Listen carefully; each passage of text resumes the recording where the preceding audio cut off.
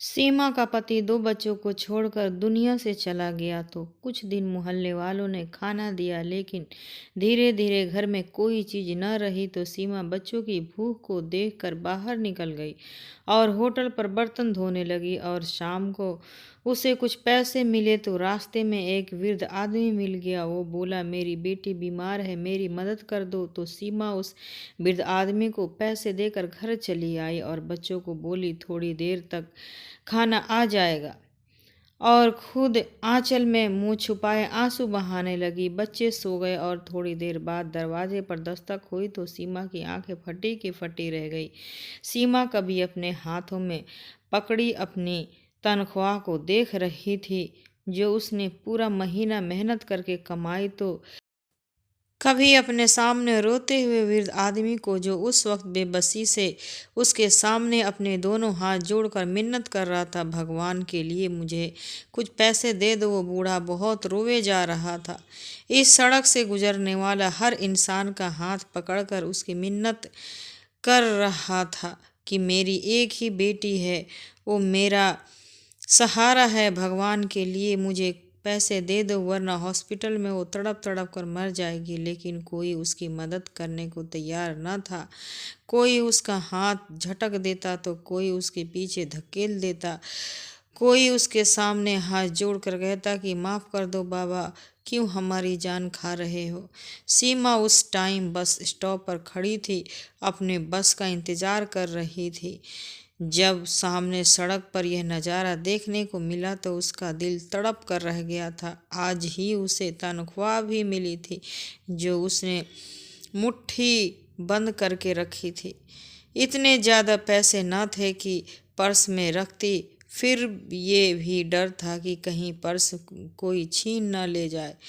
इन इंसान की बातें सुनकर, उसके आंसू देखकर, इस बूढ़े में उसके कपकपाते जुड़े हुए हाथ को देखकर सीमा का दिल पिघल रह गया था। उसकी आंखें भी भीग चुकी थी क्योंकि वो जानती थी कि वह बूढ़ा किस दर्द से गुजर रहा है। उसका पति भी बीमार की हालत में उसे छोड़कर चला गया था। वो भी यूं ही रोती थी और लोगों की मिन्नतें करती थी कि कोई उसके पति के इलाज के लिए पैसे दे दे, और उसे भी धुतकार दिया जाता था। अचानक ही सीमा को लगा जैसे इस बूढ़े की जगह वो खड़ी गिड़गिड़ा रही है, रो रो कर लोगों को विनती कर रही है कि मेरी मदद करो। उसने 2 कदम आगे बढ़ाए थे ताकि चुपके से इर्द गिर्द आदमी के हाथों में अपनी सारी तनख्वाह रख दे। हो सकता था कि उसकी बेटी बच जाती, लेकिन तीसरे कदम पे इसका पैर जम गया। अंदर से किसी ने उसे झंझोड़ा था। अपने बच्चे घर में रोते बिलखते नजर आए, जिन्होंने पूरा महीना बड़ी मुश्किल से सूखी रोटी खाकर गुजारा किया था। वो सोच रही थी कि घर जाते ही सबसे पहले राशन लेगी और घर में बच्चों को आज अच्छा खाना खिलाएगी। वह दुख भी भूखमरी की जिंदगी गुजार रही थी, इसीलिए बच्चों को रोते चेहरे पाँव की बेड़ियां बने हुए थे। दिल जोर से धड़क रहा था। बस यही बेचैनी थी कि या तो उस बूढ़े को कोई मदद कर दे या फिर उसकी बस जल्दी से स्टॉप पर पहुंचे और वो बैठ जाए। जो दिल दहला देने वाले दृश्य को देख रही थी, वो चाहती थी कि वो सब उसकी आंखों से गायब हो जाए। दिल में बेचैनी बढ़ी हुई थी। वो बूढ़ा अब घुटनों के बल बैठकर तेज तेज रो रहा था, आसमान की तरफ देखे जा रहा था कि इस दुनिया में तेरा कोई ऐसा भक्त नहीं जो मेरी मदद कर दे। तेरी दुनिया एहसास के हमदर्दी से बिल्कुल खाली है।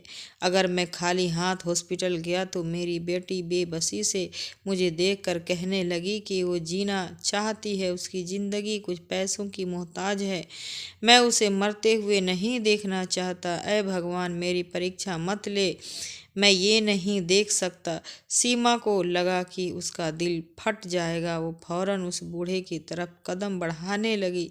अब उसे किसी भी चीज़ का ख्याल नहीं था। ख्याल तो बस ये था कि उसकी बच्ची बच जाए। वो फौरन रोड क्रॉस करके वृद्ध आदमी के पास पहुंच गई। अपनी तनख्वाह उसके हाथ में रख दी। उस इंसान ने एक नज़र सीमा की तरफ देखा और दूसरी तरफ हाथ में पकड़े हजारों के कई नोट देखकर उस बूढ़े ने तो शुक्र भरी निगाहों से सीमा की तरफ देखा, उसके सर पर हाथ रखा और कहने लगा, भगवान तुम्हारी सारी परेशानियां और मुश्किलों को दूर कर दे। बेटा, तूने रोते हुए बाप के आंसुओं को पोंछा है, देखना भगवान तेरी दिन कैसे बदल देगा। वो रोते हुए सीमा की दुआएं दे रहा था। सीमा वहां से पलट गई, साथ ही उसकी बस भी आ चुकी थी। खामोशी से जाकर बस के अंदर बैठ गई। अब यह सोच रही थी कि घर जाकर बच्चों को क्या जवाब देगी, जो कई दिन से इस उम्मीद पर थे कि माँ को तनख्वाह मिलेगी तो पेट भर खाना खाएंगे, और जब माँ का खाली हाथ देखेंगे तो क्या जवाब देंगे उन्हें, किस तरह से बहलाएगी। एक महीना और सब्र कर लो। फिर यह सोचने लगी कि इस महीने वो कैसे गुजारा करेगी। पैसों की शक्ल तो फिर भी पूरे एक महीने बाद उसे देखने को मिलेगी। अब तो मोहल्ले का दुकानदार भी उसे राशन देने से साफ इनकार कर रहा था। कह रहा था कि मुझे पहले पिछले पैसे दो, फिर बात करना। सीमा की आंखों से आंसू छलकने लगे थे। सब कुछ याद आने लगा। फिर इसका पति जब कमाता तो इसके घर में किसी चीज़ की कोई कमी न थी। बच्चे अच्छे स्कूल में पढ़ते थे। वो बहुत अमीर न थे तो गरीब भी न थे। अच्छा खासा खाते पीते थे। उसके दो बच्चे थे, दोनों बेटे थे और वो भी जुड़वा। दोनों की उम्र 9 साल थी, लेकिन पति की बीमारी में तो उसने घर की हर कीमती चीज़ बेच दी थी। बस एक सर छुपाने के लिए घर बचा था। वो अपने गहने, घर की कीमती सामान सब कुछ बेचकर अपने पति पर लगा चुकी थी। जब पैसे खत्म होने के बावजूद भी पति ठीक नहीं हुआ तो इसने लोगों की विनतियां करनी शुरू कर दी, लेकिन उस वक्त इसे अपनों का असली रूप नजर आया था। सब ने इसे पैसे देने से इनकार कर दिया था। सबके घरों में वो जाकर मन्नतें कर चुकी थी, बार बार कहती कि मेरी मदद कर दो, लेकिन किसी ने भी उसकी मदद नहीं की। पति की मृत्यु के बाद कुछ दिन तो मोहल्ले वाले ने उसकी मदद की थी। कोई उसके हाथों पर कुछ नोट रख जाता तो कोई घर का राशन डाल जाता तो कोई पका हुआ खाना दे जाता। यह भी एक एहसान था कि कुछ दिन उसने सीमा को संभाला था और तसल्लियां भी दी थी। धीरे धीरे सभी उसे भूलने लगे थे। वो भी कब तक किसी के सहारे घर पर बैठ सकती थी। महीना गुजरा था कि बच्चों ने स्कूल जाने की जिद की, लेकिन उसके पास स्कूल के देने के लिए फीस न थी। उसे याद आने लगा कि उसके बेटे फर्स्ट पोजीशन लाते थे, इसीलिए उनके साथ स्कूल चली गई कि शायद स्कूल वाले इन्हें फ्री में पढ़ाने के लिए तैयार हो जाएं। जब ये बात सीमा ने बच्चों के स्कूल के प्रिंसिपल से कही तो उनके माथे पर तेवरी सी चढ़ गई। कहने लगे, हमने अनाथालय नहीं खोल रखा है जो बच्चों को फ्री में शिक्षा दिलाएंगे, ये वैसे भी प्राइवेट स्कूल है। सीमा कहने लगी कि जैसे ही उसकी कहीं नौकरी लग गई तो वह बच्चों की फीस इकट्ठा भर देगी, लेकिन भगवान के लिए पैसों का सवाल मत खराब करो। मैडम ने कहा कि कहीं वो इस तरह से अगर बच्चों पर तरस करने लगी तो आधे से ज़्यादा स्कूल के बच्चे फ्री में पढ़ने के लिए कहेंगे। उन्होंने साफ कह दिया कि ऐसा करे, अपने बच्चों को गवर्नमेंट स्कूल में डाल दे, वहाँ फ्री में पढ़ाई है। सीमा के बच्चों अब वापस आई तो यही सोच चुकी थी कि बच्चों को गवर्नमेंट स्कूल में डाल दूंगी, लेकिन इन्हें शिक्षा जरूर दिलवाऊंगी। अगले ही दिन उसने अपने दोनों बेटों को गवर्नमेंट स्कूल में दाखिला करवा दिया और वो दूसरों को घर में काम काज करने लगी ताकि बच्चों का पेट पाल सके। लेकिन वो पैसे पूरे नहीं होते थे। इनसे तो बस वो आटा ही खरीद सकती थी। कभी थोड़ी सी शक्कर और तेल ले आती और बच्चों को पराठे के ऊपर शक्कर डालकर दे देती। लेकिन एक दिन जब दोनों बच्चे स्कूल से घर आए तो रो रहे थे। सीमा ने कारण पूछा तो उन्होंने अपने हाथ आगे कर दिए। दोनों के हाथ लाल हो रहे थे। कहने लगी कि टीचर ने बहुत जोर से डंडा मारा है। कहते हैं कि इतने दिनों से तुम लोग स्कूल आ रहे हो, तुम लोगों की यूनिफॉर्म क्यों नहीं खरीदा है। ये कहकर एक बेटे ने अपनी शर्ट उतारा तो सीमा का तो दिल हिल दहल गया था।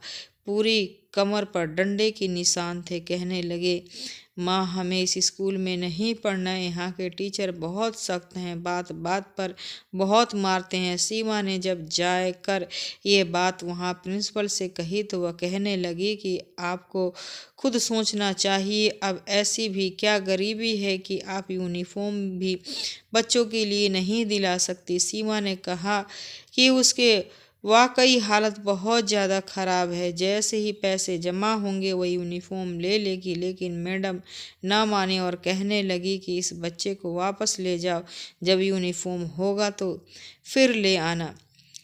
सीमा फूट फूट कर रोने लगी थी। ऐसा समय तो कभी ऊपर वाला किसी को ना आया था। हमेशा उसने बच्चों की फीस समय पर भर दी थी। उसके बच्चे तो पढ़ाई में भी अच्छे थे। जब से स्कूल में आए थे एक बार भी उन्होंने टेस्ट गलत नहीं किए थे। सीमा मैडम के सामने आखिरी बार कोशिश करते हुए उनके पास बैठ गई और फिर हाथ जोड़कर विनती करते हुए कहने लगी, मैडम मैं एक औरत हूँ और यह मेरे यही दो जुड़वा बच्चे हैं। मैं अपने पति की मौत के बाद पहली बार घर से निकली हूँ और नौकरी ढूंढ रही हूँ ताकि अपने बच्चों का खर्च उठा सकूँ, इनका पेट पाल सकूँ। मेरी नौकरी शुरू हुए कुछ ही समय हुआ है। मेरी तनख्वाह इतनी नहीं है कि मैं अपने बच्चों को यूनिफॉर्म खरीद सकूं। भगवान ने मेरे लिए मेरी हालत पर तरस खाओ और मेरे बच्चों को स्कूल में पढ़ने की अनुमति दे दो। फीस न दे पाने की वजह से ही मैं तो इन्हें प्राइवेट स्कूल से निकलवा कर यहाँ दाखिला करवाया है। अब आप मेरे बच्चों के साथ ऐसा बर्ताव रखेंगी तो ये शिक्षित नहीं हो पाएंगे और ज़िंदगी में कभी भी आगे नहीं बढ़ पाएंगे। प्रिंसिपल सारी बात सुनने के बाद एक अजीब सी नज़र सीमा पर डालकर कहने लगी कि देखो, मैं यहाँ पर तुम्हारी परेशानियाँ सुनने के लिए नहीं बैठी। हमारे भी कुछ कानून हैं जिसको हमें अपनाना होता है। तुम अपने बच्चों को अपने साथ घर ले जाओ। जब पैसे हुए, यूनिफॉर्म बन गया तो दाखिला करवा देना। मैंने जब उनकी बात सुनी तो अपने दोनों बच्चों को सीने से लगाया और उदासी भरी नज़र प्रिंसिपल डालती हुई स्कूल से बाहर निकल आई। बच्चे भी बहुत परेशान थे। माँ से सवाल कर रहे थे कि अब हम क्या करेंगे, कभी नहीं पढ़ेंगे। क्या आप हमारा एडमिशन किसी और स्कूल में करवाएंगी? क्या होता माँ जो हमारे पास पैसे होते और हम भी नए यूनिफॉर्म पहन कर जाते। पहले ही पढ़ाई में इतना लॉस हो गया और अब न जाने अब हमारी यूनिफॉर्म बनेंगे। बच्चों की बातें सुन सुनकर तो सीमा की हालत और ज़्यादा खराब होती जा रही थी। वो घर आई और बच्चों को तसल्ली देते हुए कहने लगी कि तुम लोग चिंता मत करो, मैं कोई और काम ढूंढती हूँ ताकि ज़्यादा पैसे कमा सकूँ और तुम लोगों का यूनिफॉर्म भी आ जाए। अगले ही दिन सीमा अपने घरों में जाने लगी और काम मांगने लगी, मगर किसी ने भी उसे न रखा था और ना ही किसी को नौकरानी की ज़रूरत थी।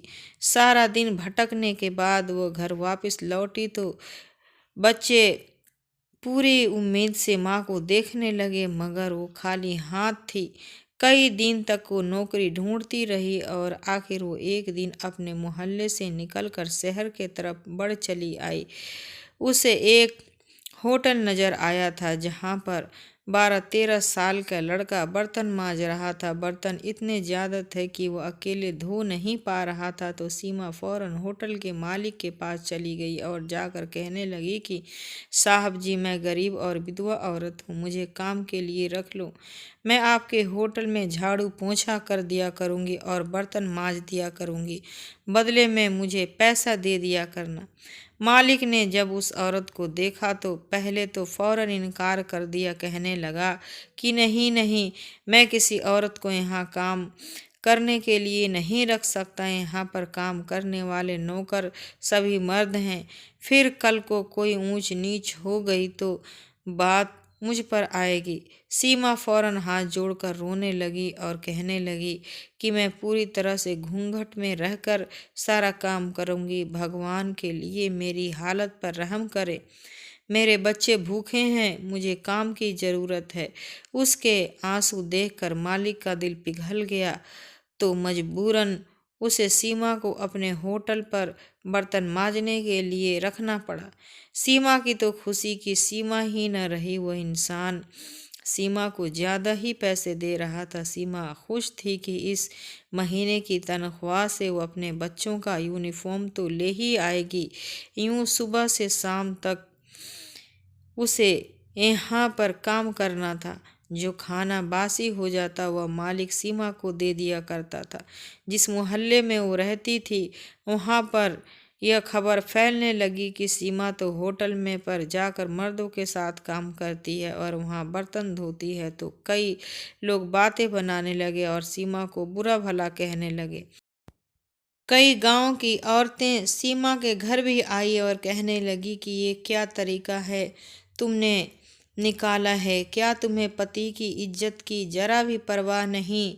ये कहाँ होटलों में जाकर तुम काम करती हो, फिर रही हो, या कोई और जगह नहीं मिली थी? सीमा ने ये सुना तो हैरत में पड़ गई। वो पहले तो चुप रही, मगर जब लोग हद से ज़्यादा बढ़ने लगे तो वो फट पड़ी, रोने लगी और कहने लगी कि मैं कब तक तुम लोगों के सामने हाथ फैलाती रहूँगी?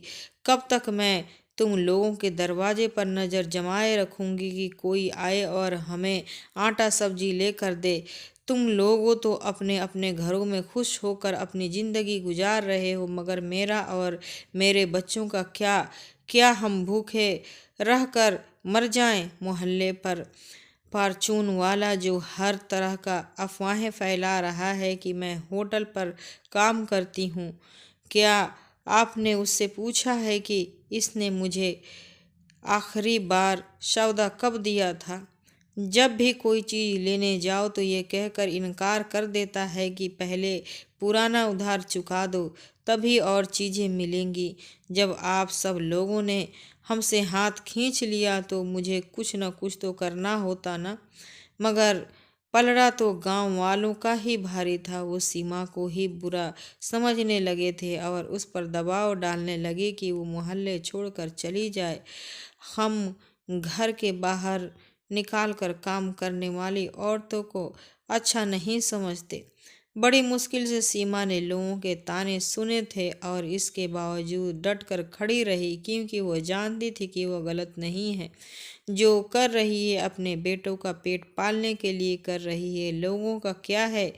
आज सीमा के पीछे पड़े थे, कल किसी और के पीछे पड़ जाएंगे। घर में राशन न होने के बराबर था। सिर्फ इतना ही आटा बचा था कि अगर वो दिन में एक वक्त खाना खाते तो यह मुश्किल से एक हफ्ते तक आटा इस्तेमाल हो सकता था।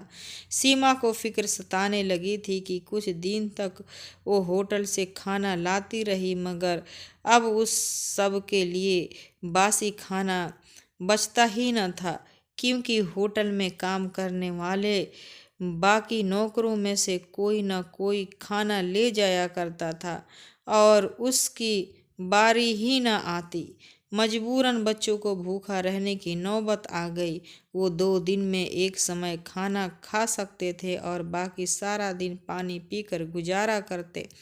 जब भी माँ घर आती तो उम्मीद के साथ हाथों की तरफ देखने की शायद वो इस बार होटल से कुछ ले आई हो, मगर उसके खाली हाथ होते सीमा अपने बच्चों को बहलाने लगी और कहने लगी कि बेटा, जैसी तनख्वाह मिलेगी मैं तुम लोगों के लिए मज़े की पकवान बनाऊंगी। तुम लोग पेट भर कर खाना खाना। तो बच्चे ख्याली पुलाव सुनकर खुश होते रहते थे और उस वक्त का इंतज़ार करते रहते, हर रात यही सोचते कि आज माँ को तनख्वाह मिलने में इतने दिन बाकी रह गए हैं। वक्त था कि गुजरने का नाम ही नहीं ले रहा था। सारा दिन होटल पर काम करके सीमा थक कर चूर हो जाया करती थी।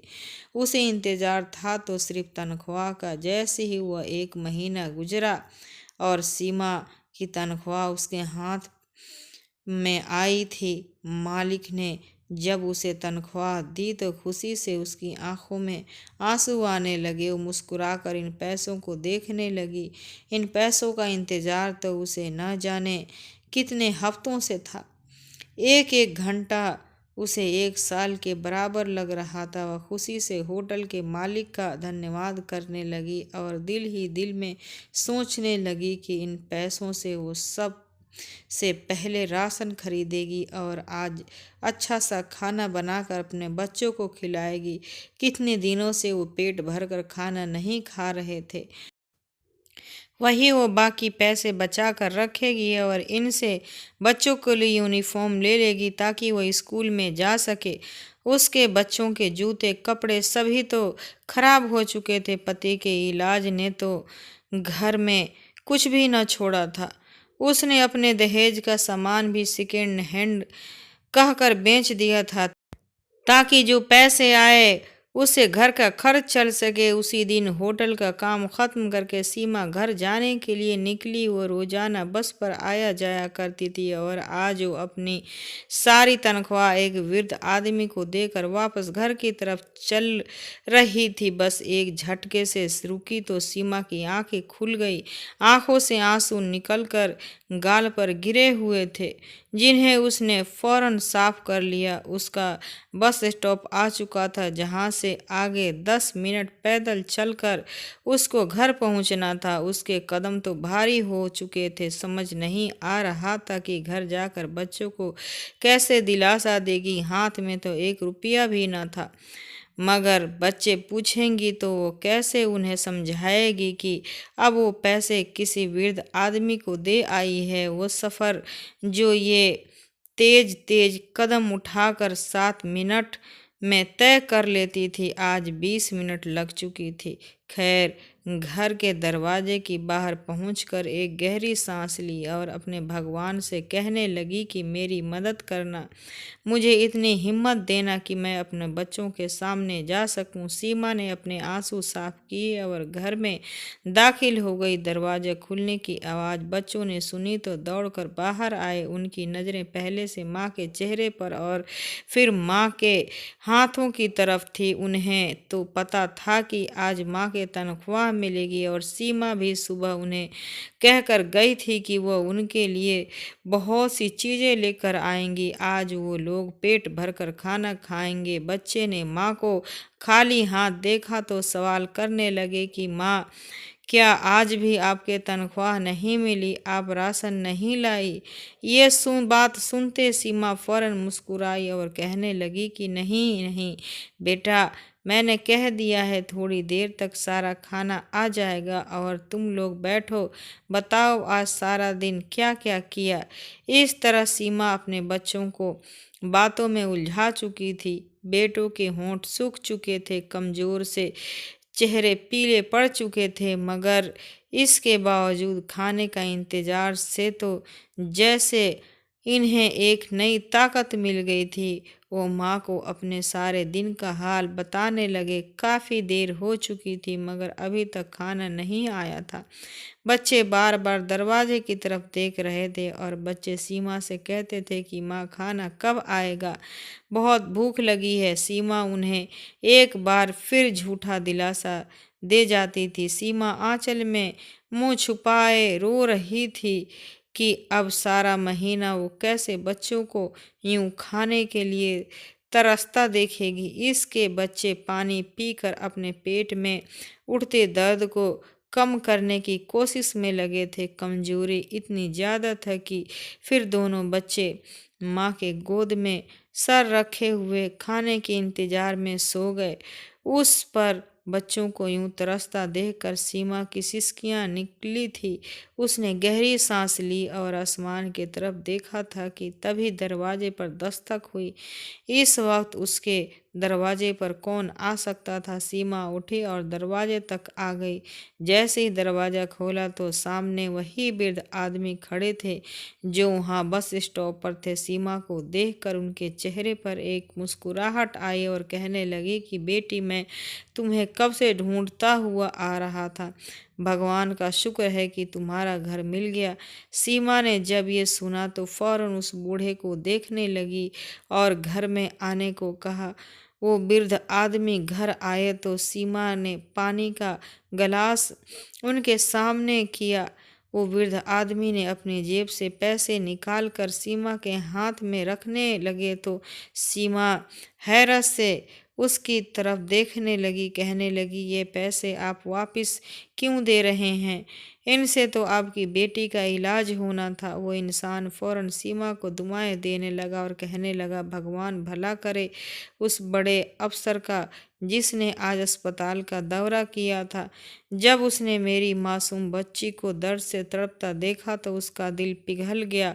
वो कहने लगा कि वो मेरी बच्ची और मेरी बच्ची जैसे अस्पताल में दाखिल बाकी बच्चों का इलाज अपने जेब खर्च पर करवाएगा। इस तरह जो तुमसे पैसे लिए थे वो बच गए। तुम भी मुझे ज़रूरतमंद लग रही थी बेटा, इसीलिए मैं तुम्हें ढूंढता ढूंढता यहाँ तक वापस आ गया। सीमा ने जब ये सुना तो उसकी आंखों में आंसू आ गए। बूढ़ा पैसे देकर वहाँ से चला गया और सीमा इन पैसों को वापस अपने पास देखकर रोने लगी थी। किस तरह सभी परेशानियाँ हल हो जाती हैं, सीमा सोच भी नहीं सकती थी कि वो कितनी बड़ी परीक्षा पर पूरी उतर रही थी। वो फौरन घर से बाहर निकल गई और राशन लेकर आई। उसने खाना बनाना शुरू किया तो अच्छे पकवान की खुशबू सूंघकर बच्चे नींद से उठ गए। माँ को खुशी खुशी खाना बनाते देखा तो उनकी खुशी का ठिकाना नहीं रहा। कुछ देर बाद तीनों ने पेट भरकर खाना खाया था और सीमा भगवान को धन्यवाद कर रही थी।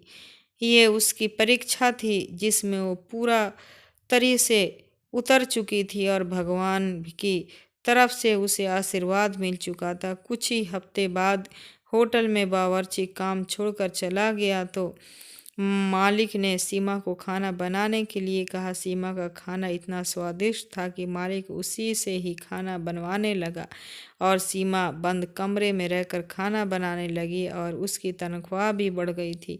ये सीमा की परीक्षा के दिन थे जो भगवान उससे ले रहा था और सीमा इस परीक्षा में पास हो गई तो भगवान ने उसके लिए खुशी के सारे दरवाजे खोल दिए।